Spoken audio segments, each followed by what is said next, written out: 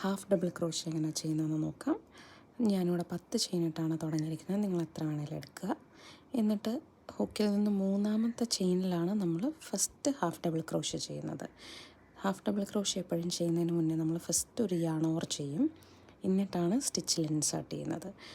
ഇവിടെ yarn over ചെയ്ത് മൂന്നാമത്തെ ചെയിനിൽ ഇൻസേർട്ട് ചെയ്യുന്നു. എന്നിട്ട് അഗെയിൻ യാൺ ഓവർ ചെയ്തിട്ട് ഒരു ലൂപ്പിനെ പുൾ ചെയ്തെടുക്കുക. അപ്പം നമ്മുടെ ഹുക്കിൽ 3 ലൂപ്സ് ഉണ്ടാകും. ഈ 3 ലൂപ്സിനെ ഒരുമിച്ച് ഒരു യാൺ ഓവർ ചെയ്ത് 3ലൂടെയും ഊരിയെടുക്കുക. ഇതാണ് ഹാഫ് ഡബിൾ ക്രോഷ്യ. അതായത് ഒന്നുകൂടെ പറഞ്ഞുതരാം. ഫസ്റ്റ് നമ്മൾ യാൺ ഓവർ ചെയ്യുന്നു, ഹുക്ക് ഇൻസേർട്ട് ചെയ്യുന്നു, എഗെയിൻ യാൺ ഓവർ ചെയ്ത് കഴിയുമ്പോൾ നമ്മുടെ കയ്യിൽ 3 ലൂപ്സ് ഉണ്ട്. 3 ലൂപ്സിൽ കൂടെയും ഒരുമിച്ച് യാൺ ഓവർ ചെയ്ത് പുൾ ത്രൂ ചെയ്തെടുക്കുക. ഇങ്ങനെയാണ് നമ്മൾ ഹാഫ് ഡബിൾ ക്രോഷ്യ കംപ്ലീറ്റ് ചെയ്യുന്നത്. എല്ലാ സ്റ്റിച്ചസിലും ചെയ്ത് കഴിയുമ്പോൾ നമ്മൾ റോ 1 ഫിനിഷ് ആവും. അത് കഴിഞ്ഞ് സെക്കൻഡ് റോ ചെയ്യണമെങ്കിൽ ചെയിൻ 2 ചെയ്യുക, വർക്ക് ടേൺ ചെയ്യുക.